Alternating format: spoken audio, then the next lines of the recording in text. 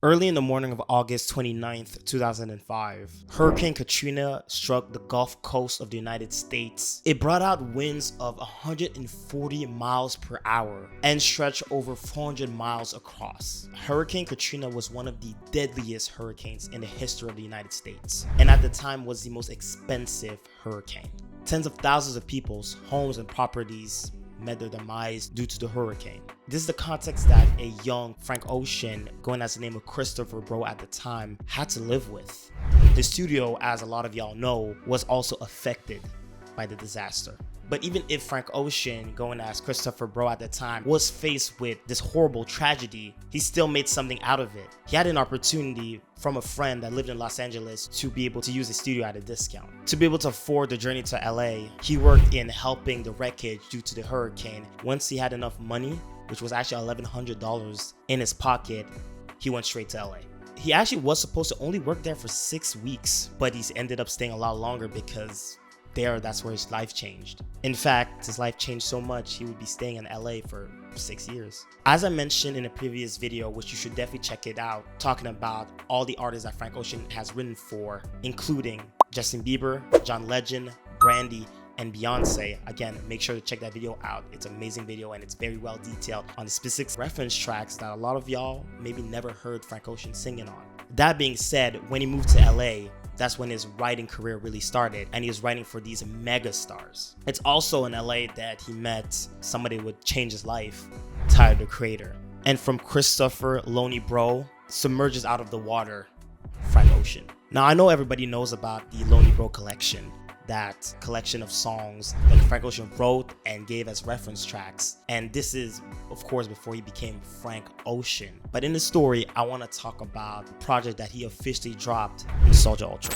Now, when releasing Nostalgia Ultra, there were 2 singles that dropped. His first official single, if I could say, was Novocaine, released May 31st, 2011. And the second one that is the subject of this video today, Swim Good, released October 18th, 2011. For many, Swim Good has been interpreted as a first person's debate about killing themselves. For a lot of people, this song is kind of a song, letter, and Frank Ocean is dressing himself in black, preparing for his own funeral, even though Frank Ocean in the song is wearing orange and the outfit is amazing.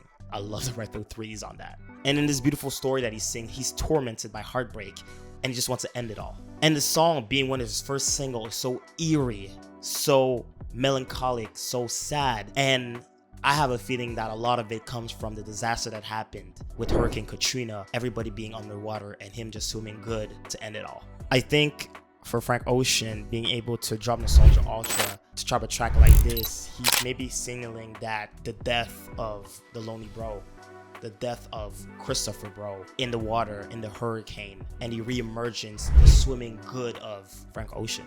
But you already know this song.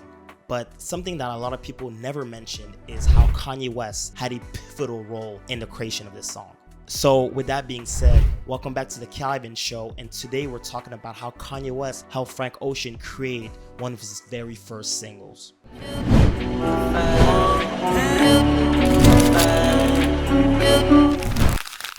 So Swim Good was released as a video on October 18th, 2011. And as I said, for me and a lot of people, this song is a somber song of somebody taking their own life because of lost love. But also, I feel like it's a resurrection of Frank Ocean from Christopher Bro that lost everything due to Hurricane Katrina underwater. And he's swimming back to the top, swimming good to become Frank Ocean. And Frank Ocean, Swim Good, the themes of water shows how water took away everything, but he turned tragedy into triumph, kind of like Swim Good is Through the Wire for Kanye West, which again shows how impactful Kanye West was for making this song. How Kanye West, with the accident, he almost lost his life, man. His jaw was in the wire, but he made a song Through the Wire and he turned tragedy into triumph. Now, making all these comparisons, it's important to detail how Frank Ocean and Kanye West have had a very strong relationship and have collaborated a lot throughout the years. I mean, from Frank Ocean's contributions to Watch the Throne, you can even see on this MTV interview, Frank Ocean talking about working with 2 of his favorite artists of all time.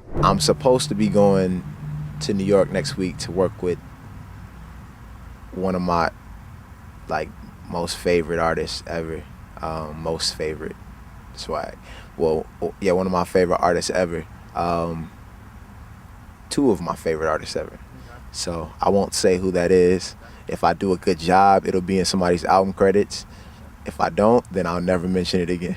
Obviously, he's hinting to it because he couldn't really talk about what he was about to do and how he was about to change the world on Watch the Throne. From Kanye West writing for Frank Ocean on White Ferrari, and from his silly McDonald's poem on the Boys Don't Cry magazine, we can see that Kanye West and Frank Ocean have had a strong bond. I mean, just look at his article from 2012 on Frank Ocean explaining how he was influenced by Jay-Z's and Kanye West's Watch the Throne in terms of his own album release. Indeed, how Kanye West and Jay-Z dropped Watch the Throne on digital first kind of inspired Frank Ocean to do the same with Channel Orange. When Frank Ocean sat down to talk with BBC One, he said, "I kind of wanted to mirror what Jay-Z and Kanye did with Watch the Throne, preventing the leak by staggering the digital and physical dates. My thing was I wanted all the promotional elements to be, I don't know if the word is retroactive, but kind of follow the album with the video and the tour and do everything after, and kind of just let the music speak for itself for a second, and not to be in a situation where the record leaked. It was always my plan to drop it ahead of physical." And let's also not forget when Frank Ocean showed up to Kanye West Yeezy Season 3. At that time, everybody was like, where the hell is Kanye West? Blonde hadn't even dropped yet, and he showed up to Yeezy Season 3 looking happy as hell. With all of this, we can see Frank Ocean's admiration for Ye. But I think it's at its strongest when it comes to his second single of his whole career. Let's enter Swim Good.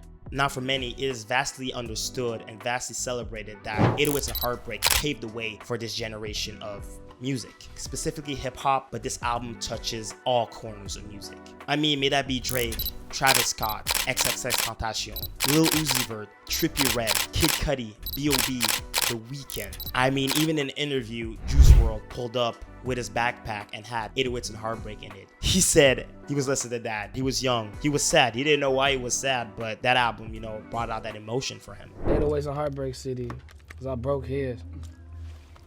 That came out when I was like 7, 8 years old. And I was singing that shit. I was singing Streetlights really sad. Like I had some shit to be sad about. And I feel like eventually I'll have to make a video about the impact of 808s and Heartbreak, because for me, it really might be the most influential album of the 2000s. But let's talk about how it impacted Frank Ocean.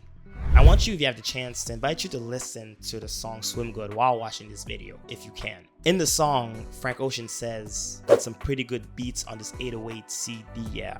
In fact, between the second verse and the hook, you can hear a voice that sounds like Kanye West on auto-tune.